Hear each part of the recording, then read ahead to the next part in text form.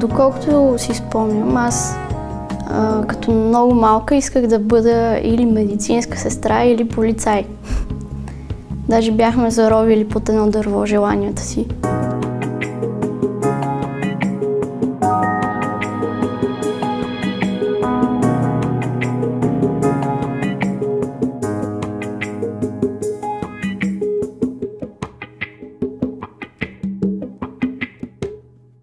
За художник не съм си мислила, просто може би се получи така, защото баща ми някога е искал да стане художник, но родителите му са преценили, че това не е много полезна и успешна професия и са го насочили към инженерни науки. Но пък той все още има отношение към рисуването и самия много е рисувал. Аз си спомням, че обичах да копирам, да прекопирам по-точно всякакви образи с пауз. И това ме занимаваше много време. След това мисля, че може би към трети клас, тогава съм тръгнала на уроци вече по рисуване. И се започнаха обичайните неща с гърнета, графична рисунка, живописна рисунка. Но имаше и прекъсвания след това. Като цяло силно желание не съм изпитвала. Знам, че ми помагаше да се вглъбя в себе си. Аз съм от Балчик и в Балчик нямаме такава паралелка. Затова в най-близките градове това, което успяхме да видим е, че и Добрич и Варна предлагат такова образование, но Варна имаше по-добри условия според нас тогава. И аз се насочих към музикалното училище, което тогава за първи път откриваше паралелка с рисуване. Имаше един голям плюс, че в края на всяка учебна година учениците отиваха на пленер някъде. И аз за това го избрах. Не ми беше, струва ми се, възможно тогава да кандидатствам на друго място, както повечето мои съученици тръгваха към езикови гимназии. За мен това беше някакъв много сериозен стрес да мисля за математика, литература. А рисуването ми се отдаваше и затова много лесно се стигна до решението да се насоча към такова училище. Тогава в училище ни караха да правим много скици на всякакви неща. Аз се занимавах да рисувам родителите ми, баба ми, всички, които попаднаха около мен. И се съгласяваха, разбира се, да стоят неподвижно известно време. Така че аз трупах скици на хора. Имах желание да рисувам и дървета, много по-малко лодки и море. Някакси морето, то е подвижно, по-трудно може да го накараш да ти позира. Така че това е, което си спомням. Има и пейзажи, тъй като в Балчик имаме прекрасен дворец. И тогава, а и сега мисля, че все още имаме възможност хората от Балчик, живеещите там, да имаме свободен достъп до парка на двореца. Така че много пъти аз там съм обикаляла и съм правила скици, които след това в училище превръщах в графики. Суха игла. Това ми отнемало много време да го издраскам, но ми е действало някакси лечебно, като медитация. Както споменах, драскането върху плака ми доставяше много голямо удоволствие, по-голямо от рисуването с бои. И първоначално в края на средното си образование, бях решила, че ще кандидатствам графика в академията. Без да съм много запозната всъщност какво предлага академията срещу това мое желание, но бях отдалечена от живописта, въпреки че рисувах. Имахме си редовни часове и аз редовно и вкъщи съм правила живописни портрети на семейството ми, но рисунката надделяваше над живописта и затова тогава си мислех за графика. Може би това драскане, което се получава с иглата върху плака или върху плоча метална, аз го прилагам и в живописта, само че с цвят вече и с желанието да създам въздушност, която е по-богата на нюанси. Не, че това не може да се случи в графиката, но в живописта мога да го комбинирам с много други похвати вече, в зависимост от техниката и материала, който използвам. Но това оставяне на следи като рамеж от дъжд много ми харесва.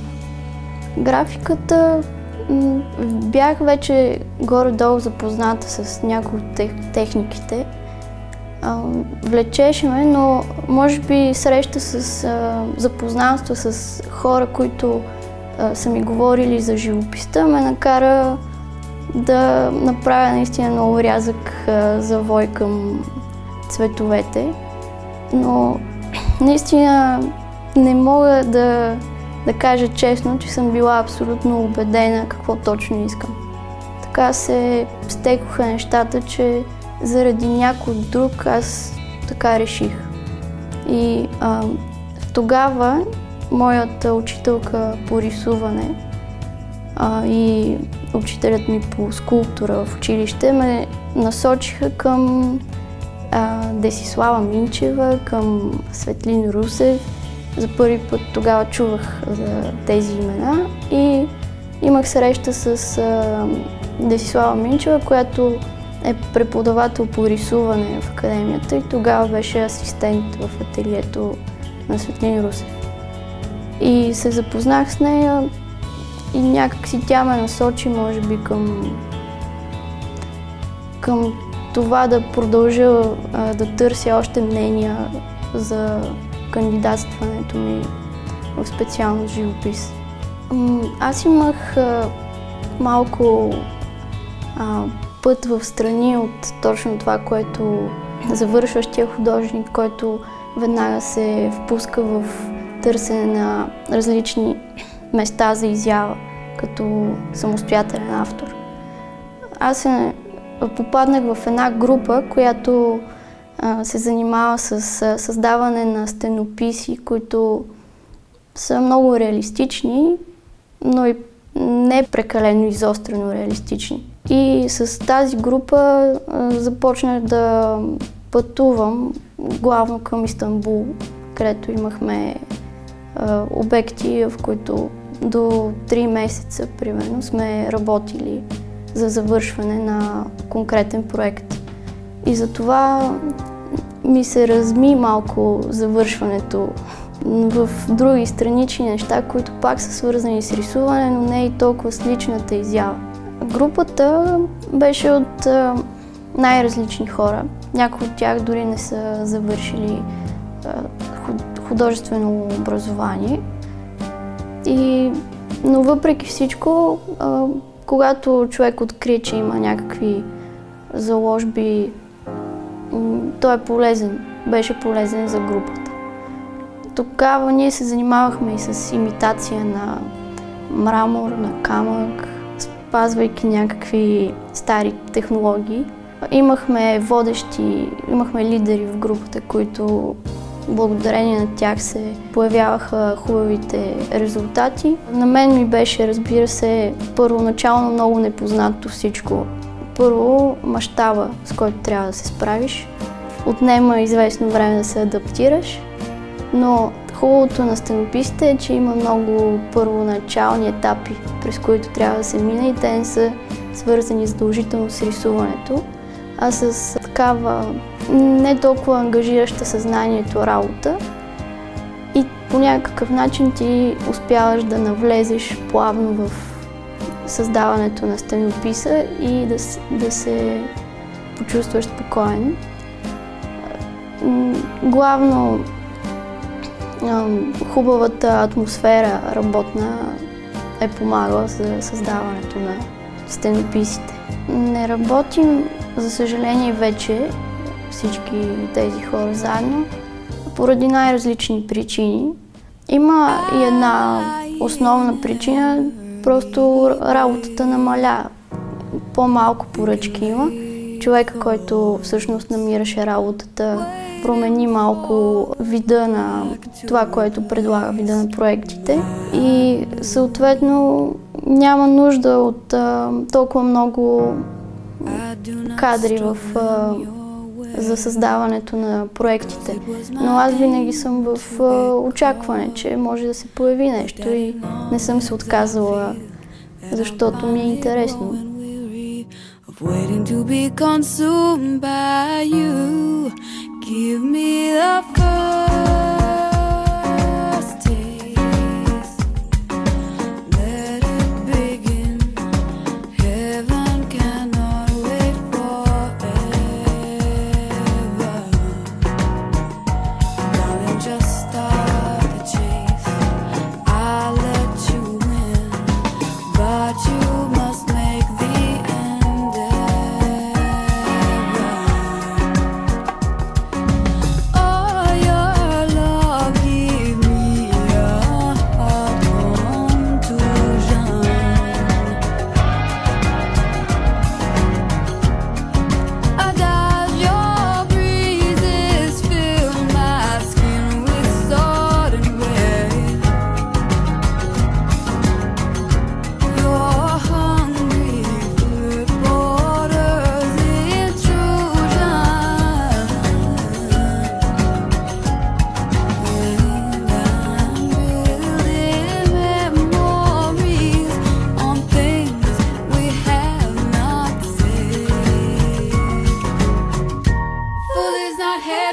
empty, not nearly my love, not nearly my love, not nearly. Инвестиция е за, може би, моменти, в които някой ще ти предложи да направиш изложба някъде.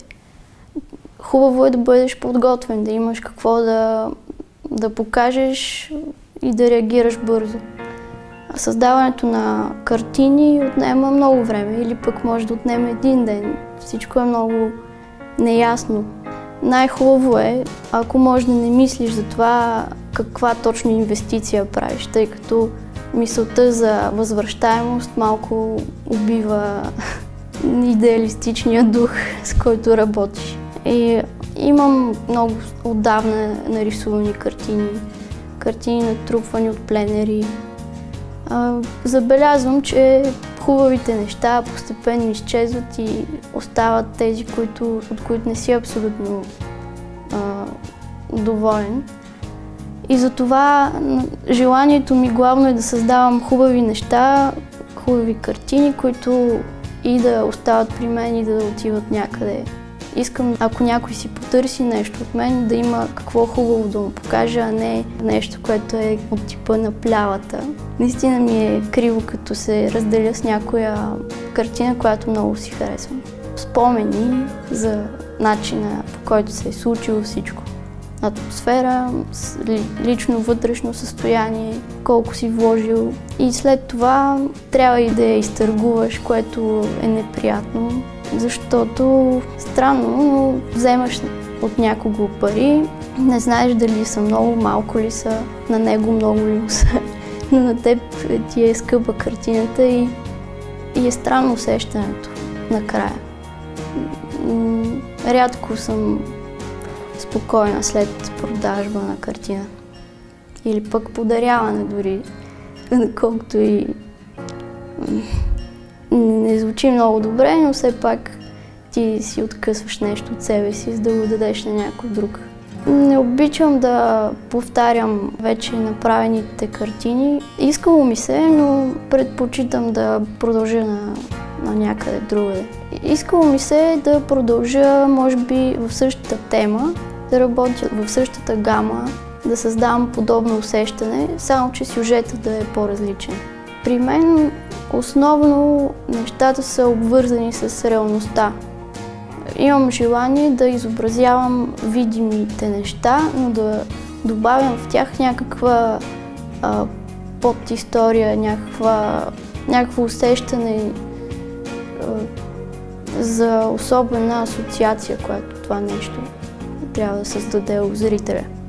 Например, в някои картини, които рисувам от натура, в някакъв момент си казвам, че нещо липсва вътре, нещо трябва да се случи. Като от режисьорска гледна точка е нужно нещо да възбуди въображението и затова е нужно известно време на мен ми е нужно да погледам картината или дори да не я гледам, да се отдалеча, но в някакъв момент ми просветва какво да вложа вътре.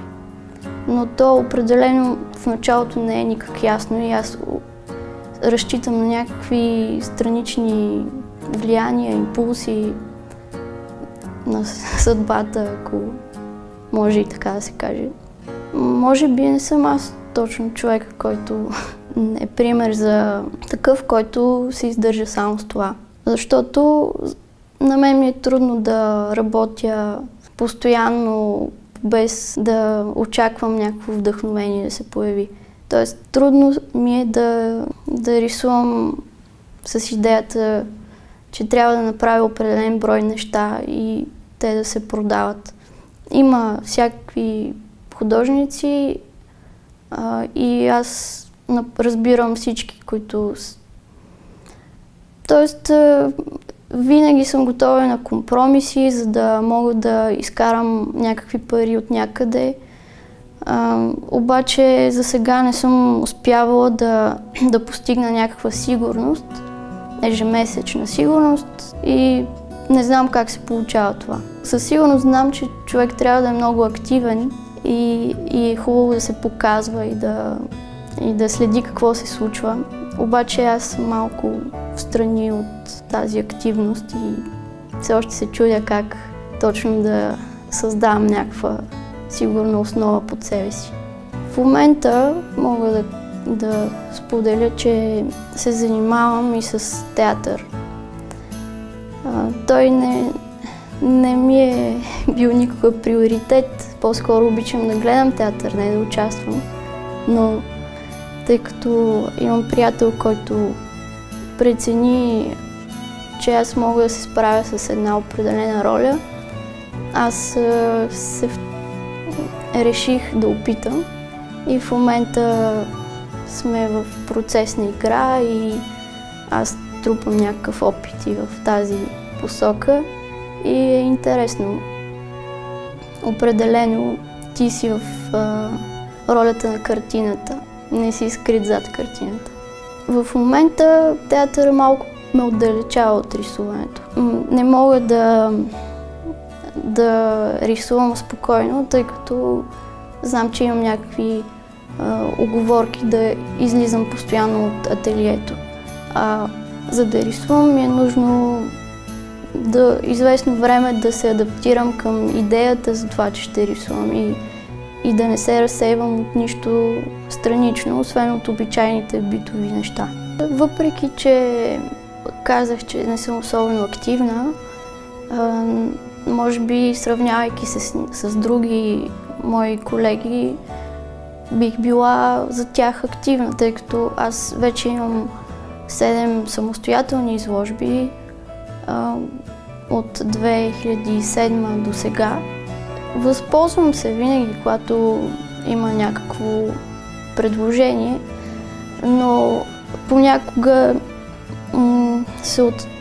се случва и да отказвам, защото не съм измислила какво точно искам, не съм се почувствала сигурна дали ще се появи нещо, с което аз ще се справя и след това ще мога да го покажа. До сега всичките ми 7 изложби за мен са минавали добре. Имала съм нужното време, за да ги подготвя. И благодарение на приятели, на протегнати ръце са се случвали много неща. Дори аз не съм тръгвала натам. Те тръгват към мен и аз имам голям късмет, вероятно, и се възползвам от него. Общите изложби, аз съм член на СБХ. Когато има някакъв конкурс или някоя по-интересна изложба с интересно име, се старая да участвам, защото СБХ Шипка 6 предлага едни пространства, които ти позволяват да създадеш много по-мащабна творба. А на мен това ми е много приятно, тъй като докато рисувам тази мащабна за моите размери картина, аз мога да вляза в нея буквално. И винаги се старая да подготвя нещо голямо за Шипка, ако се отнася. Големите формати определено те ме влекат, защото имаш една много приятна дистанция, когато ги рисуваш. Може да се отдалечаваш, имаш поле за действие много по-голямо и съответно с замах може да се създават много етапи от картината и съответно това действие те изпълва с усещане за свобода. Поне мен ме изпълва. А това усещане за свобода е изключително трудно да се намери. Така че аз го намирам тук в рисуването. Малкият формат трябва някакси човек да мисли малко повече за подредбата на нещата вътре. Вече много зависи от историята, която искаш да разкажеш. Понякога е важно да внимаваш да не пренаселиш малкия формат с неща, които може би не са толкова важни за историята. Това, което оценявам в малкия формат е това, че някак си е като четене на книга. Толкова си близо до историята и се усещаш така, сякаш ти я пишеш историята. И затова, например, ми харесва да рисувам за тази изложба, която тя се нарича формат 30 на 30 и винаги представлява за мен някакъв повод да създам нещо абсолютно лично мое като идея, без много да се съобразявам. Още от малка за мен рисуването е някакъв спасителен пояс, да кажем. Нещо, което те изолира от околния свят. И сега продължава да е абсолютно същото нещо, като аз съм напълно наясно, че това малко ме отдалечава от света, а всъщност аз трябва, или по-точно трябва да кажа, че искам да се социализирам повече, за да мога да живея нормално в света, в който съм. Затова ми се ще рисуването за мен да стане радостно, да стане някаква радост за мен, а не самовглъбяване, за да се изолирам от това, което извън рисуването ме напряга. Така че аз работя по въпроса за радостта.